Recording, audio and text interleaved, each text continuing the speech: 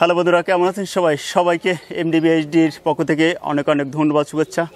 আসলে আমি এই মুহূর্তে দর্শক আপনাদেরকে নিয়েছি আমাদের পিরোজপুর জেলার মঠবাড়ি উপজেলার ছোট মাছরুয়া গ্রামে, যেখানে একই সাথে 5টা মানুষ নিখোঁজ হয় মাছ ধরতে গিয়ে সাগরে। আপনারা জানেন উপকূলীয় অঞ্চলে যে মানুষগুলো থাকে ম্যাক্সিমাম মানুষ কিন্তু জেলে এবং গরিব মানুষ। এইরকম একটা ফ্যামিলিতে এসে আমি হাজির হয়েছি। এখানে আমি দেখতে পাচ্ছেন আমার পিছনে যারা রয়েছেন, আমি একটু তথ্য নেওয়ার চেষ্টা করব। আমাদেরকে একটু জানাবেন যে আসলে কীভাবে ঘটনাটা হয় বা কীভাবে আপনারা এই ঘটনাটা পান। ঘটনাটা আমাদেরও জায়গায় ওই টেলিটক সিমের নেটওয়ার্ক থাকে অফিস কিল্লা, ও জায়গা থেকে কিছু দুর্ঘটনা ঘটলে ও জায়গায় এই দেশে পৌঁছায়। আচ্ছা, দেশে পৌঁছাইলে সব জায়গায় সার্কুলার হয়ে যায়। এই ফ্যামিলিতে যে মারা গেল, আমরা শুনলাম যে আগের ছেলেটাও নাকি মারা গেল, আসলে এখন এই ফ্যামিলির অবস্থাটা কি? এখন এই ফ্যামিলির অবস্থা খুব বেকার, বেহালে চলতেছে। কারণ এই আজীবন কিন্তু এই রাজনীতির সাথে জড়িত। সে একজন অরিজিনাল প্রকৃত মুক্তিযোদ্ধা। সে কেন মুক্তিযোদ্ধা এইটাও হয় নাই তার, যে কোনো দুর্ঘটনার অরিজিনাল মুক্তিযোদ্ধা। দর্শক, আমি আপনি একটু ক্যামেরার মাধ্যমে দেখাতে যাচ্ছি যে হয়েছে আমাদের একজন মুক্তিযোদ্ধা, আমাদের দেশ যারা স্বাধীন করেছেন। আসলে এখন পর্যন্ত তারা সে কি স্বীকৃতি পেয়েছে? না, স্বীকৃতি পায় না। দর্শক, আসলে নাকি এখন পর্যন্ত স্বীকৃতি পায় না। আপনার তো ছেলে কয়জন? মোট 4 ছেলে ছিল। এই মাছ ধরতে গিয়ে কয়জন গেছেন?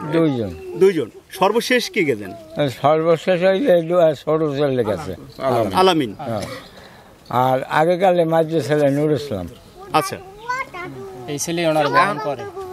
দর্শক, সংসারে যে 2টি বড় ছেলে আলামিন এবং নূর ইসলাম, সেই 2টা ছেলেই কিন্তু মাছ ধরতে গিয়ে আসলে কিন্তু তারা সর্বশেষ মানে ইনকামের যে জায়গাটা, সেই জায়গাটাতে কিন্তু হারিয়ে একেবারে নিশ্চয়ই এই পরিবারটি।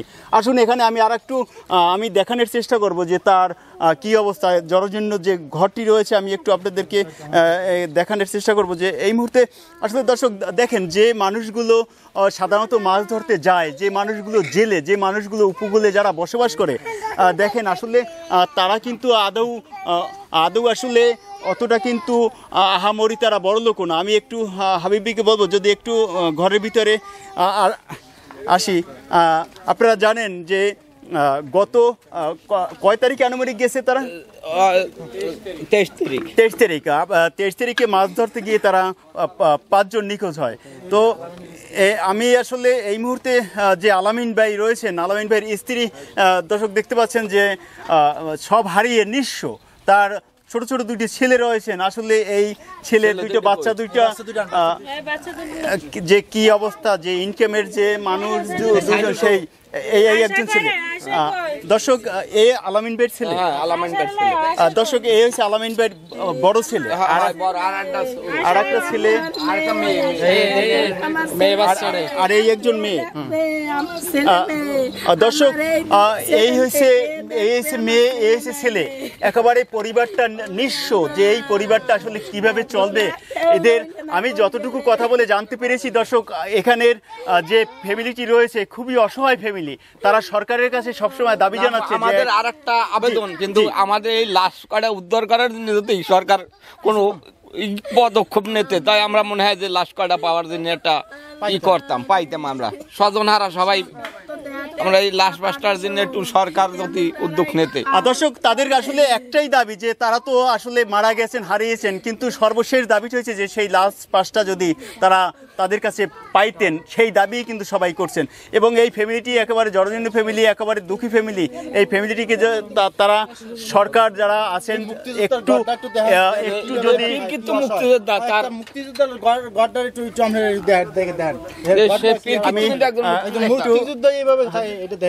দর্শক আসলে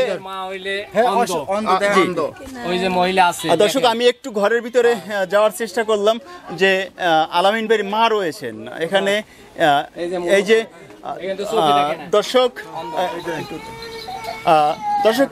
আমি এই মুহূর্তে আসলে আলামিন ভাইয়ের যে মা রয়েছেন, যিনি আসলে সাগরে মাছ ধরতে গিয়ে হারিয়েছেন, এই হচ্ছে মা। একজন মা, তার মনের যে কতটা কষ্ট, সে কিন্তু অন্ধ। সে এত মানুষ আসছে, সে দেখতে পারতেছে না, সে কিন্তু অন্ধ।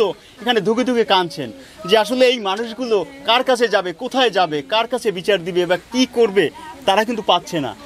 এদের সবারই একটা দাবি, সর্বশেষ দাবি, যে তারা মারা গেছে, তাদের লাশটা তাদের কাছে উদ্ধার করে আনা হোক। এই হচ্ছে তাদের দাবি। আসলে এদেরকে আসলে সান্ত্বনা দেওয়ার মতো আমার ভাষা নেই। এখানে আমি এক ভাই রয়েছেন, আমি আপনার কাছে একটু জানতে চাবো, আসলে আমাদেরকে একটু বলবেন যে আসলে বিষয়টা কি হয়, আমাদের একটু বলেন তো। বিষয়টা তো আপনারা দেখতেছেন বর্তমান পরিস্থিতিটা কি। বর্তমান এদের যে অবস্থা, এদের খানা পিনা এখন বর্তমানে যে অবস্থা, এদের খুবই করুণ। এরা একদম মুক্তিযোদ্ধার সন্তান হইয়া, মুক্তিযোদ্ধার পরিবার হইয়া দেখেন যে কীভাবে কী অবস্থায় চলাফেরা, বা তাদের বাড়ি দেখেন, তাদের ঘরটা দেখেন, আপনি তাদের পরিবেশটা দেখেন, আপনি সমস্ত সব কিছু দেখার পরে আপনি বুঝতে পারবেন যে কী অবস্থাটা। আরও আপনারা তথ্য নেওয়ার পর দেখেন যে কী অবস্থা এদের। একজন মুক্তিযোদ্ধা হয়ে কেন এইভাবে থাকতে চায়? এটা আমাদের কাছে, সরকারের কাছে আবেদন যে এরা কিভাবে এখন এই যে 5টা আমাদের লাশ, এই লাশগুলো কিভাবে আনা যায়, এটা তো সরকার এই পদক্ষেপ নেয়। এবং মুক্তিযোদ্ধা পরিবার এভাবে কেমনে থাকে, এই সরকার তো মুক্তিযোদ্ধার জন্য অনেক কিছু করছে, কিন্তু এই মুক্তিযোদ্ধার জন্য কিছুই তো করতে পারলেন। এই মুক্তিযোদ্ধা এসে দেহ কিছু খেয়াল করে দেখুক যে এই কি সঠিক মুক্তিযোদ্ধা নাকি, এরা দেহ তদন্তের মাধ্যমে যদি সঠিক মুক্তিযোদ্ধা হয়, এর জন্য সেই যেগুলো পাওনা, এই পাওনাগুলো যেন সে পায়। ধন্যবাদ। দর্শক, আসলে আপনারা শুনলেন যে একজন মুক্তিযোদ্ধার যে অবস্থা, যে জরজন্য যে তার যে আসলে ঘরটি রয়েছে, আসলে আমরা কখনো কল্পনা করতে পারি না। সরকার অনেক সময় অনেক মানুষকে অনেকভাবে সহযোগিতা করে থাকে, কিন্তু এভাবে একজন মুক্তিযোদ্ধার ঘর জরজন্য অবস্থা, খুব খারাপ এই অবস্থা। আমরা আপনাদেরকে ফুটেজে দেখিয়েছি যে আসলে এখানে থাকাটা একটা কষ্টকর। তারপরও তাদের দাবি হচ্ছে, সর্বশেষ দাবি হচ্ছে যে ইনি একজন মুক্তিযোদ্ধা, সেভাবে সে স্বীকৃতি পায় নাই, এবং সর্বশেষ দাবি হচ্ছে এই লাস্ট পাসটাকে তাদেরকে ফিরে আনা হোক, তাদেরকে দেয়া হোক, সরকারের কাছে সেই দাবি।